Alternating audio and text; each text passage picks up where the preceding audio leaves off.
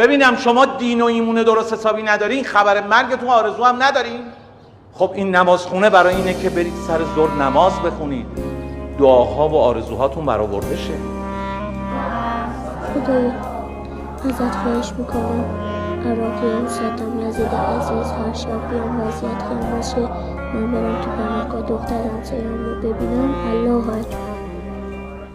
برام هیچ حسی شبیه تو نیست، کنار تو درگیر آرامشم. همین از تمام جهان کافیه، همین که کنارت نفس میکشم. برام هیچ حسی شبیه تو نیست، تو پایان هر جستجوی منی، تماشای تو عین آرامشه.